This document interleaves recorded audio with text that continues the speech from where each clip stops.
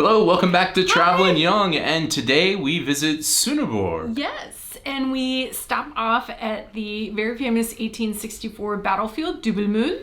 Yeah, we also go to the Sønderborg Slot, and we learn a little bit about the German border.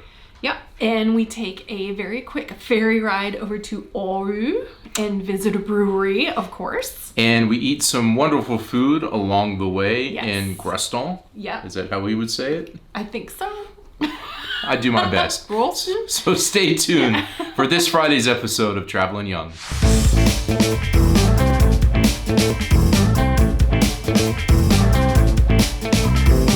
We're the Youngs. We've spent our lives traveling the world. And in 2018, we moved from Chicago, Illinois to Copenhagen, Denmark. Now we want to share with you how our new lives abroad is keeping us young. keeping us young. are helping to keep us young.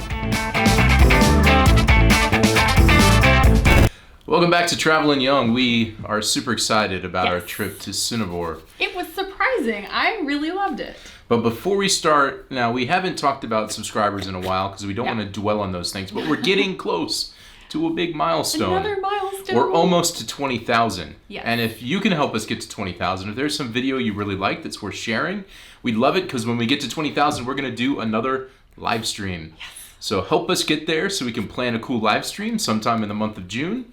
We would absolutely love your help, but so far we're super excited about everything anyway. Yeah. But it continues to grow in miraculous ways. We're just always amazed. yeah.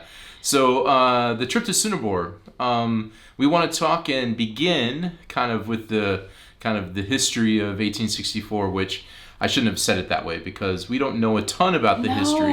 I have so much that I want to learn. I'm a Civil War buff. Yeah. And I enjoy learning about that part of American history from the 1860s because this is basically going on the exact same time as the American Civil War. I think it's just fascinating to think about what people went through at that time.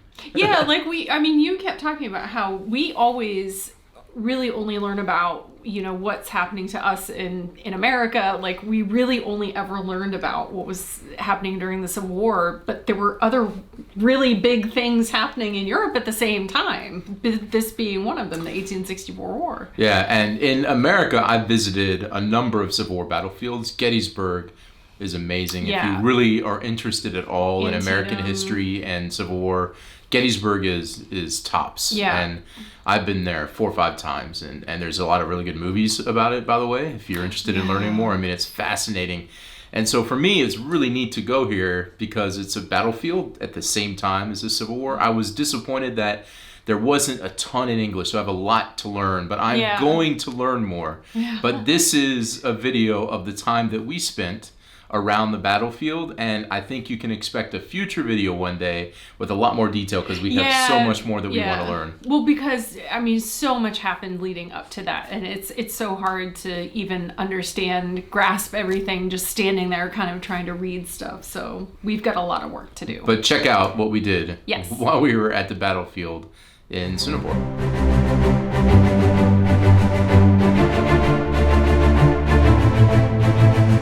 To make some 1864 pancakes With some skillings. Let's do this. We would like to make 2 pancakes. So, We're about to do this. we are. The smell of fire always makes me think of when I went out to see my grandparents because they were out in the country. So there was usually a fire burning somewhere.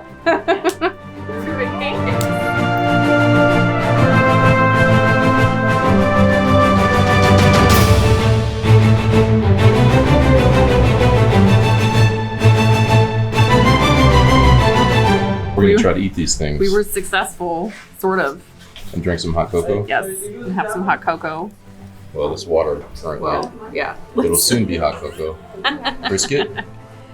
How you doing over there, buddy? He, I think, hates every moment. It's a fun way to scratch yourself. Not sure what's happening over there. All right. Let's do this. Cheers.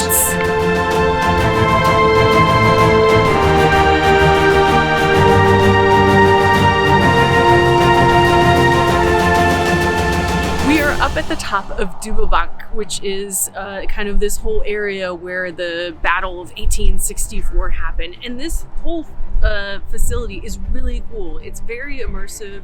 There's people walking around in period clothing, and you can buy some shillings so you can make the pancakes and buy some candy or something. But it's great, a great immersive experience for the kids. They can run around, learn a little bit about Danish history, while also having some fun.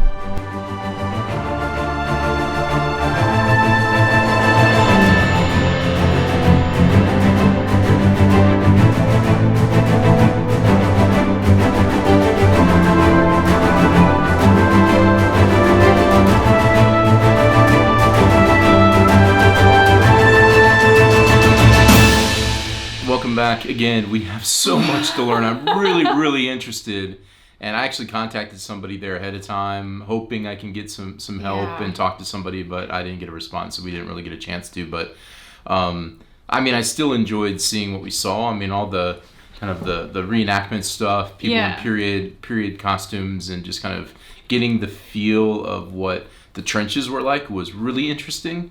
But man, I would just love to learn the history. And I mean, he was asking me, can you read up some about this place so that we can talk about it? And I started reading about it, and I was like, I can't, capture everything that happened, not only during this one battle, but everything leading up to it and everything after it in like even 5 minutes. It's like so much happened. Yeah. And I think I didn't get any video or pictures of this, but I think it's fascinating. There's this one memorial that the Germans put up after the victory. Yes. That is just rubble now, because when the Danes reclaimed that part of Denmark, they it destroyed it, which I think is just hilarious and funny that that's there, Yeah. some kind of victory statue. But so I'm going to say today's Friday Facts. So for people that don't know, we've been talking about little facts about us, besides the massive things about us moving from America and the big things you just learn in the videos. There's these little things that make up who we are. Yeah. And today's Friday fact is actually about my family, and one of the reasons why I'm so interested in the Civil War, I'm about to tell you. So let's take a quick peek at my family tree. This is me at 45. My dad's still alive at 75. My grandmother passed away at 101. My great-grandmother lived to be 100. All these people that we're seeing on the tree right now, I have met in my life. But the root of this tree, this simplified family tree, is my great-great-grandfather, who fought in the U.S. Civil War for the North.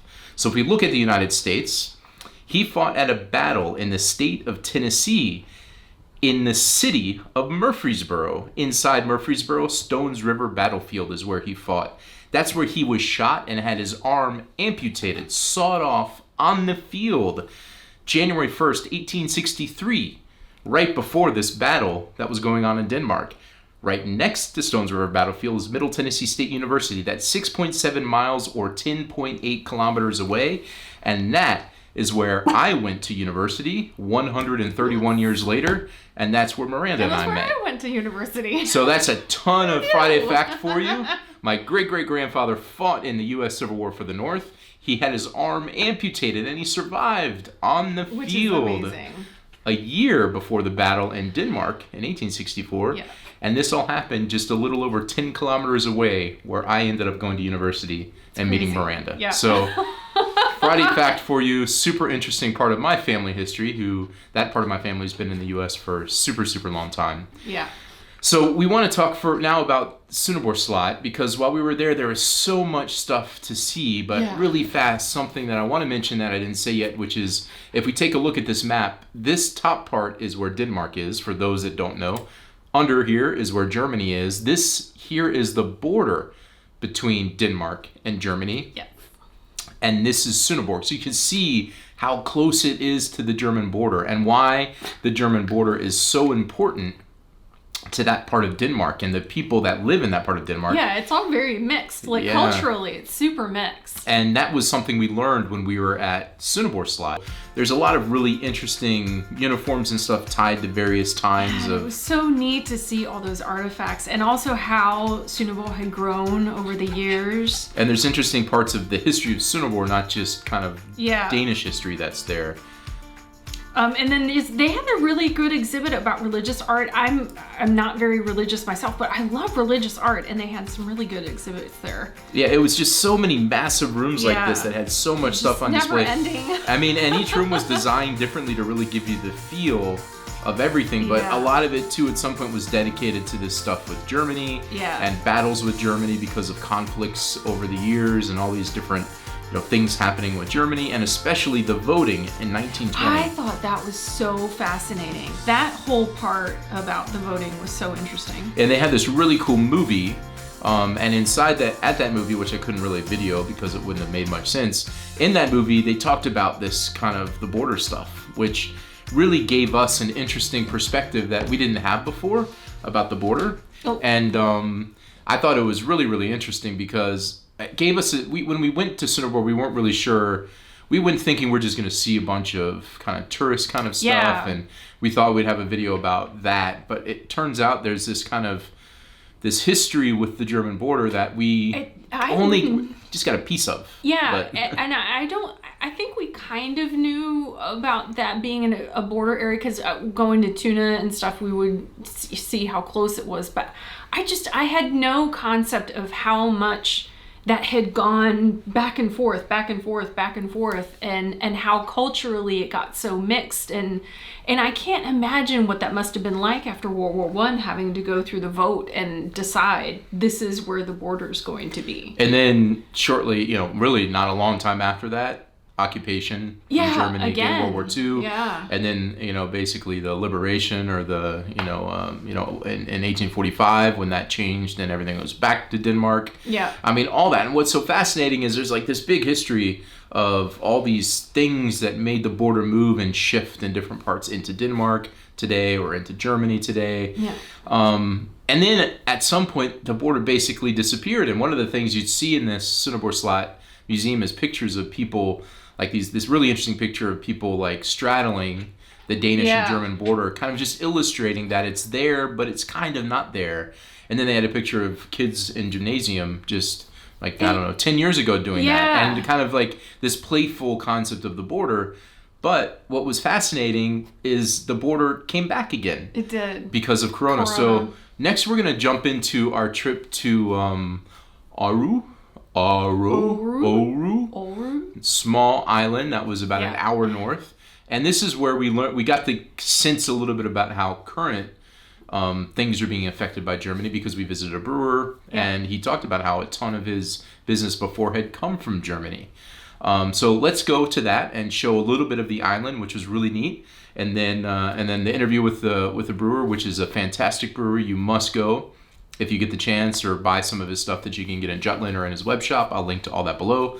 But we had a really cool day there, and that's when this kind of current day border started resonating with us a bit. And we were like, wait a second, this is bigger than just a little border.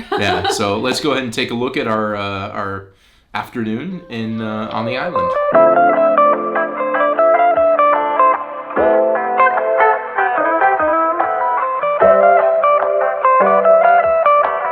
Now we're on the island of Aarø.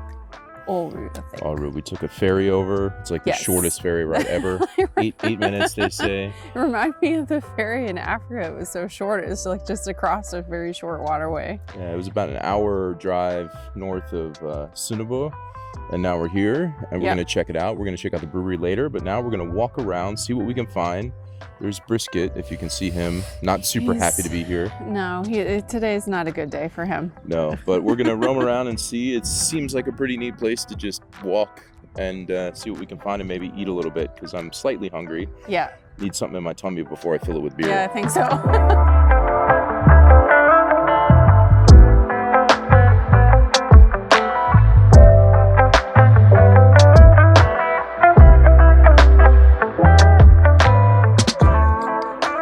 Did you, is your history doing brewing? No? This is just a kind of a second career, as we'd say in America, a second career. You've kind of done something else in the second part of your life. Yeah, I think so. But a little bit my mother had brewing beer.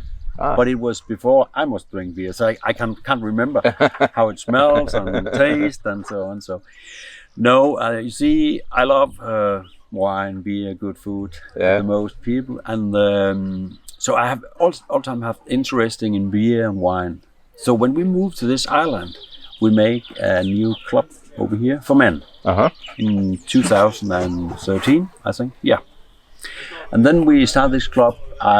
We had did a lot of arrangement parties with some chief from big restaurants and so on. And then I invited a brewer, and he come here with some small pots and showed how we could brew.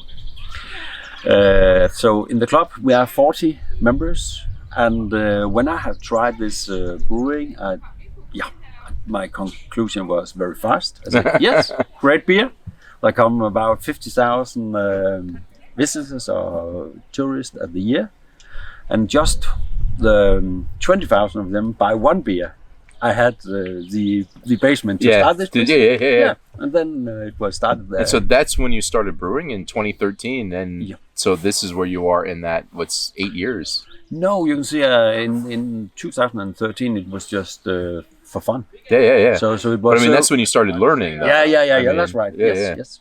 I mean, this beer is fantastic. So you've done quite well in 8 years, I'd say. Okay, thank you. Well, this is great. I mean, you just come off, walk up or take a little golf cart, whatever, and come up from the. Yeah, and we have the great ferry. It was sailing every hour, and if there are too many with the ferry, yes, it's sailing. What are you saying? All the time. Yeah. So it's just 7 minutes you are sailing with the ferry, and then you are here on the island. Yeah, and you say summers are really busy, and really. Yeah. Yes, from now to 1st of October. And I know this past couple years have been strange, but usually have a lot of people from Germany and Denmark. I mean, where most the people come from that come visit? From Germany. Germany? Yeah, I think we have it's growing with the Norwegian and also the Dutch people. Mm-hmm. But the most of them is German, and it's because we have the border to Germany. Yeah. Yes. So, I mean, German beers, it's a tough bar. So where do you... Yeah, that is quite fun when I present my beer. Yeah. I present them all, 6 or 7 beer. And told them this is Weissbier, Lager und this Deutsch beer. Yeah. And I also showed them we have the Belgium on the English also. And it all in... No, we take the German. So... and there's a little bit conservative still. Yeah. But then that's a compliment, I guess, if that's what they. Right. I mean, exactly. You can say the German are really great to make wheat.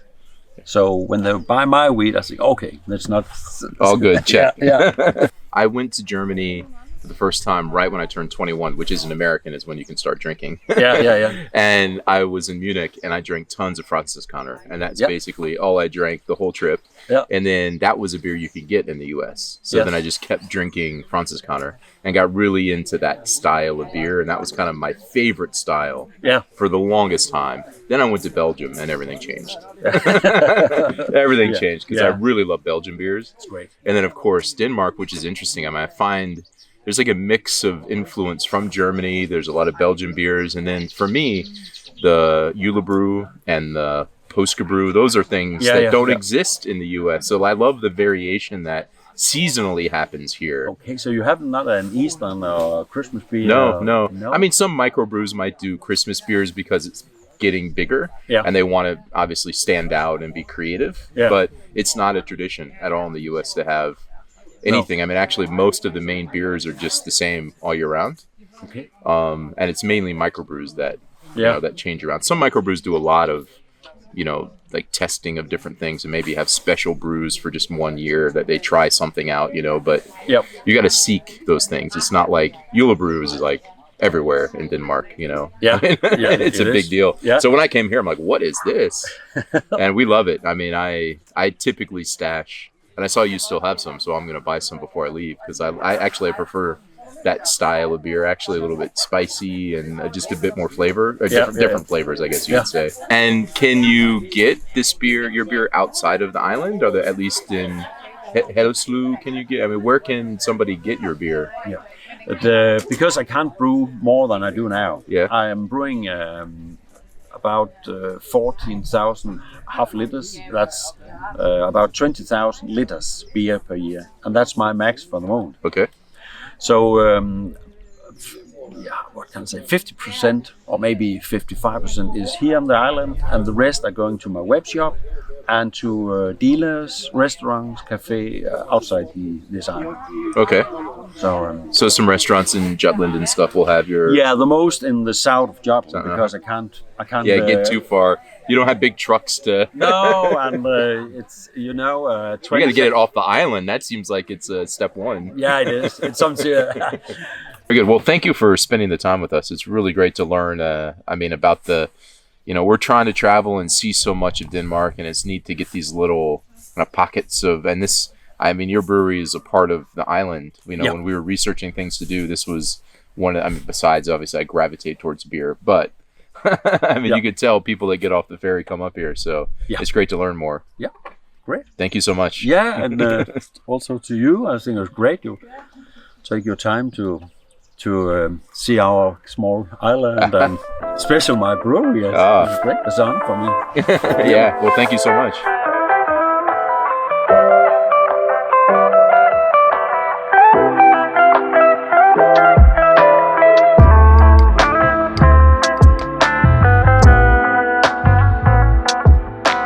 All right, so we are about to leave the island of Aarø and maybe head over to Haderslev just for a little bit, maybe find some dinner there. Oh, dinner would be nice. And I say one thing about these places is it's just calmer and relaxing. Yeah, I was telling Josh, this is like just the sound of this water. It's like a relaxation CD. You could just sit here and just chill out and relax. It's mostly what we did on the island here. We had some beer. We got to meet the brewer at the brewery and just sit and have some coffee elsewhere and just walk around. It's super a slower pace of life. Serene. It's nice. It's so nice. But my arm is hurting. This camera's heavy.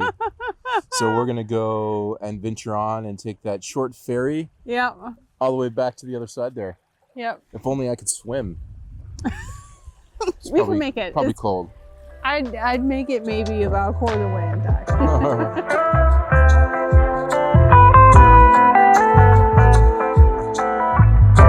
We also had a quick trip to Haderslev, and we didn't really get any video of us talking. So this is us kind of walking around and visiting the town, which was gorgeous. But the church was closed, so we sat and had lunch. We walked around the town. Brisket had a chance to walk around, and that's kind of what we did to finish up the day. That we visited the island and Haderslev, which is really close. Haderslev is just gorgeous. I love that town. I made Josh stop many times so I could stop and take pictures of the streets because they were just so cute. Yeah, and so that was kind of the run of the main things we did, but we also had some interesting meals while we were there. Yes. And one of them was when we went to Groston. Yeah, Groston. Groston. We probably said it right. And I'm sure somebody will help us understand Dingammelko. how to say it. And we had a really cool meal. So you might have seen recently we had a sole leg on a trot on Tuesday from there. But we also had a full meal, which was really good. Good. So take a peek at this meal that we had. It was fantastic. Yeah. Then I have this pork thing that looks fantastic. Yeah. Pommes frites. And I have Herrgårdsbøf, which is just like a minced beef with béarnaise and peas, and it looks lovely. Extra béarnaise over and there. Extra béarnaise, because who doesn't want that? And I've got some cucumbers I'm going to sacrifice over to Miranda because I'm not a fan of the lily pads, but this looks so good. Oh, and we have this good beer, by the way. Fusang. Yeah, super good. Bon appetit. Go. So now we moved on to dessert. This is which is the Sønderjyst. And I forgot. Broltot. And I don't know if I made a mistake or the best decision of my life, but I ended up getting something that has two things, which is almond cake and a kringle. So looks quite good. I don't feel like I made a bad mistake. No. I mean, the first meal was super good, and now we're moving on to dessert. Now we're This moving has been on. Fantastic. I feel like we just keep winning. Yes. Yeah. While we were there, we actually spoke to the chef, Yes. And she gave us, I mean, it was really interesting to speak to her. I guess she's also the owner. Yeah. And she explained a lot about the history because it's such an old place. I mean, been it's there forever, like the 1500s, and it used to be a clock place. Yeah. They made clocks, and she showed us one of the clocks that they had made there. It was really cool. Yeah, and the history of that, and to know that was a part of the stuff that was shifting hands so many times. That's even closer to the German border. Yeah. And so she talked about how one of her chefs hadn't even been there in forever because he lives in Germany and he wasn't able to come over. And that's when it was just striking us so much that, like, all those years and everything that was put forward to kind of secure a border and then make it peaceful, and have it basically disappear to then have it come back again because of Corona, not because of something humans really did here. And then just the nature of how it is over there. You had families that ended up being split because, one half of the family might live in Denmark, but then they still had huge parts of their family that were in Germany and they couldn't see each other. Yeah, I mean, this was, it's interesting how something like this can just change that progress. And I mean, it'll come back obviously at some point. And I think it's crazy to us because in the States, like, you would never close a border between two states like that. So especially with so much dependencies, and I know similar things happen with Sweden. I have a coworker who lives in Sweden. But this is just a border you can drive across. That's just land and whatever. So we thought it was very interesting to kind of get that perspective. Now, one of the other culinary treats that we had while we were there came from your recommendations. Yes. It was not a Trout on Tuesday, but we did eat Kongens Livet at the Coliseum in Sønderborg. It was so good. I could have eaten my weight in this. It's just so tasty. So if you think about the timeline, we actually went there after Sønderborg Slot, but we throw it in here at the end where we talked a little bit about food because you need to go and eat it. Yeah, it was really, so really good. I mean, the sauce, and you're dipping fries in it, and I had it with potatoes, and it was so delicious. Very, very good. So thank you for that suggestion on our trip to Sønderborg. So that's basically it. We jumped around history a little bit. We learned about the German border more. We learned about what it was many years ago. We learned about what it was last century. We learned about what it was like now today. And it was fascinating, and it kind of became an interesting thing for us to think about and appreciate when things get back to normal. And I think for me, like, I always hear so many people say, that Jylland feels kind of forgotten about, because Copenhagen is so famous. And for me, it definitely just kind of solidified that Jylland has so many things to see and do, and it is so fascinating. It has such an interesting history, such an interesting culture, and I really want to celebrate that. So I would love to go back and see it again and again. So well, we'll be back there definitely because I would love to follow up on this when the border's open again, because there's some Danish history on the other side of the border that we couldn't see. And so we definitely want to go see that. And so that will be a future video when everything's relatively back to normal. But it was we had a great time, even though it seems a bit sporadic between this and the last video. Sometimes our trips are that way. It's just kind of sporadic. I got to say, one of the other problems is, at Sønderborg Slot, I didn't get a bunch of video of us talking because honestly, we'd never been there. And I also wanted to enjoy it. And I took some video to have it, but I didn't want to get buried in making sure we were getting video of us talking because I just really liked the museum and I wanted to kind of embrace what I was seeing and not be there's distracted. So much to take in and so much to learn, and you just kind of got lost, especially with that big voting exhibit. I mean, I just absolutely got lost in that and was reading everything. It was so fascinating. Yeah, it was a really nice trip. So I hope you enjoyed seeing it. We enjoyed showing it to you. We did, as always. And that is Friday. So again, as I said at the beginning, if you help us get to 20,000, we will do another live stream. We're so close to getting there. It's amazing. You guys have been amazing. So if there's any interesting video that you think would be worth sharing with somebody that could help, we would be appreciative, and it would be rewarded with another live stream. I've already been talking to some people planning around how to make it better, even better than last time. Maybe a new location that could give us possibly better internet than we have in our home here. Leave the house alone. It's doing its best. And that could help. So help us get there. We will do it hopefully in June. And there you go. So stay tuned because we're going to next Friday, we're going to actually talk a little bit about the Euro Cup. We did this Tuesday because we watched the Summer of 92 movie, but next Friday, we're going to kind of give a nice little rundown of the Euro Cup and our thoughts on the teams. We are fans. The group of death. And yeah, the group of death. Oh my goodness. Portugal and It's France Portugal, and France, Germany. All in the same Yes. group. That is insane. Ooh. Insane. The last two World Cup winners Yes. and the last Euro winner all in the same group. It's going to be crazy. But we're so excited. Yes. I cannot wait to start watching matches. So we're going to talk about that next Friday in detail, along with an overview of the friendly that we're going to this weekend. If you see us at the friendly, please Say hello. say hello to us. We'd love to Yes. say hi. That is it. Thank you so much for everything. Brisket really wants to go outside and go to the bathroom, so we are going to say goodbye for now. Goodbye. Bye.